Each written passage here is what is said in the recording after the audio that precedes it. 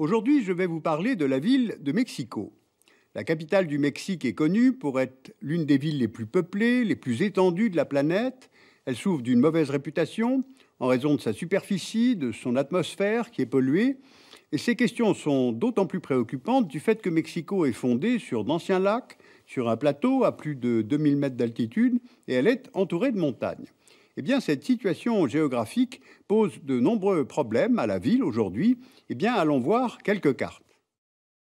Voici le Mexique et sa capitale Mexico, au centre du pays. Le Mexique est un État fédéral, composé de 31 États et d'un district fédéral pour la capitale. Donc allons voir la ville d'un peu plus près. Ce district fédéral marque les limites administratives de la municipalité de Mexico. Or, la zone urbanisée dépasse largement ses frontières et empiète sur les États voisins, ceux de Mexico et d'Hidalgo.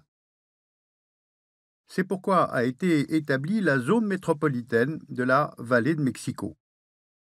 La superficie est de 8000 km², il y a 21 millions d'habitants, ce qui fait 18% de la population du Mexique. C'est la 6e agglomération la plus peuplée au monde, derrière Bombay. Passons maintenant à la géographie de la ville. Mexico est construite sur d'anciens lacs et située sur un plateau à 2240 mètres d'altitude, entouré de montagnes, mais aussi de volcans. Cette géographie, associée à une population nombreuse et une aire urbaine étendue, pose aujourd'hui de nombreux problèmes à la ville de Mexico dans la gestion de son environnement. Pour bien le comprendre, revenons plusieurs siècles en arrière, au XIVe siècle précisément. À cette époque, la région est recouverte par le lac Texcoco, et en 1325, les Aztèques fondent sur un îlot du lac la ville de Tenochtitlan. Durant les siècles suivants, les Aztèques cherchent à maîtriser leur environnement hydrique grâce à la construction de canaux, de digues, de chaussées-digues. Ils créent des zones agricoles artificielles, les chinampas, qui permettent le développement de la ville. Mais celle-ci ne va pas survivre à la colonisation espagnole.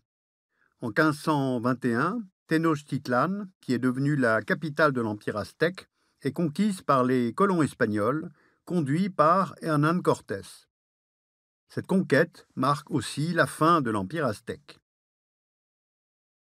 Tenochtitlan est alors rasée et la ville espagnole, Mexico, est construite sur ses ruines. Pour construire la ville coloniale, les Espagnols modifient la typologie du lieu. Ils assèchent progressivement les lacs sur plusieurs siècles grâce à des canaux permettant de les vider et de détourner l'eau des montagnes, les approvisionnant.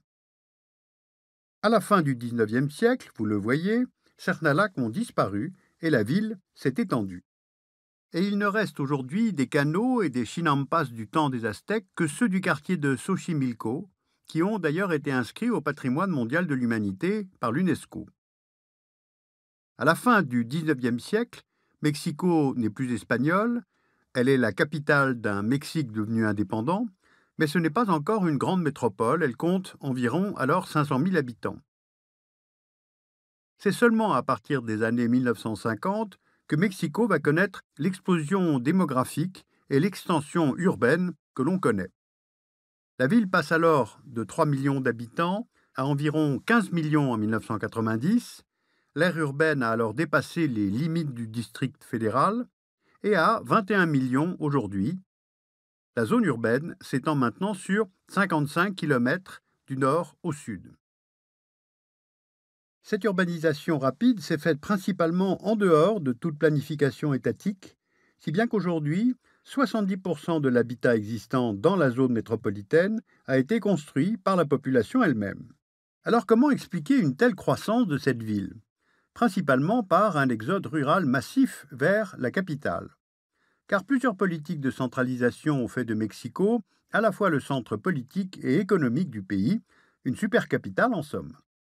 En 2012, le PIB de la zone métropolitaine de Mexico représentait près du quart du PIB de tout le Mexique.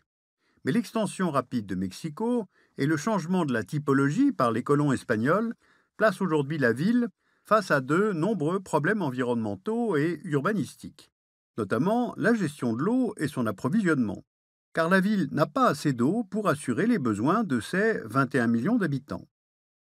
On l'a vu tout à l'heure, l'eau des montagnes est aujourd'hui évacuée par des canaux. Et ces tuyaux avaient été raccordés aux égouts il y a plusieurs décennies, quand il n'y avait pas encore de pénurie d'eau. Donc la ville a de l'eau à disposition, mais ne peut l'utiliser car elle n'est pas potable.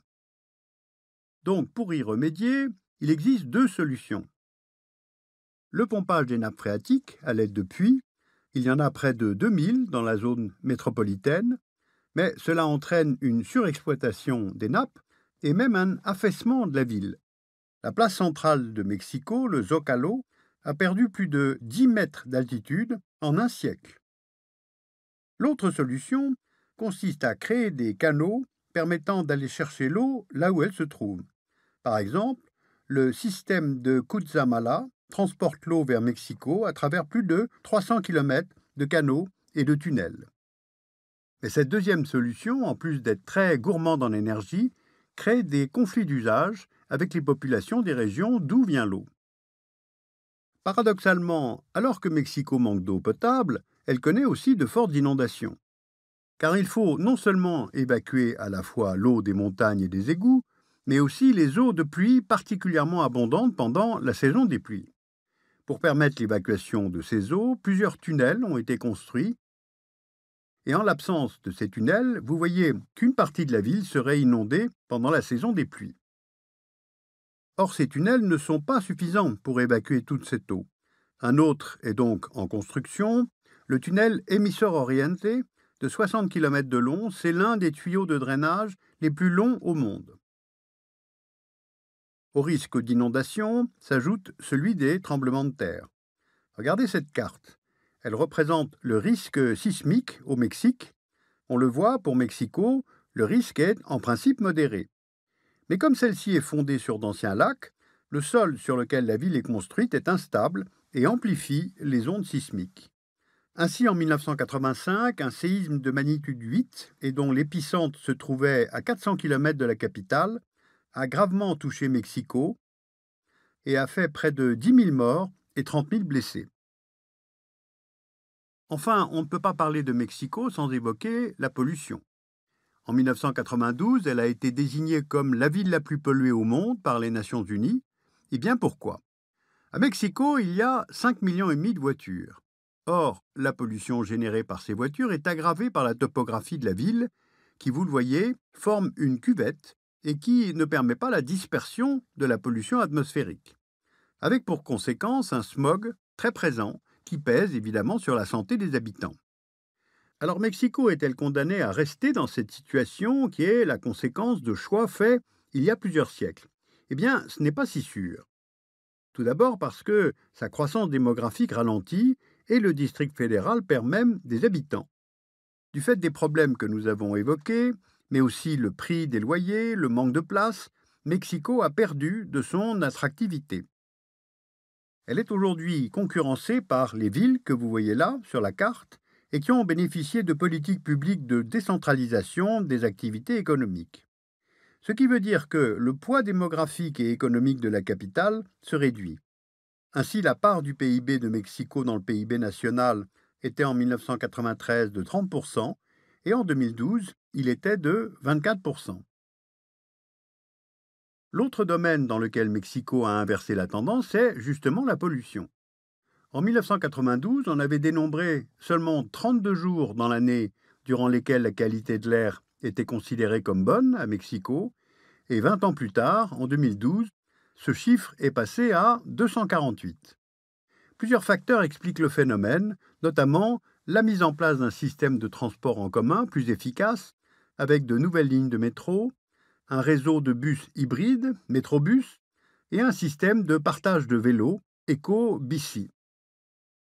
Il y a aussi le programme Hoy no circula, qui se traduit par Aujourd'hui je ne circule pas, et qui interdit la circulation de certaines voitures 1 ou 2 jours par semaine, en fonction de leur ancienneté.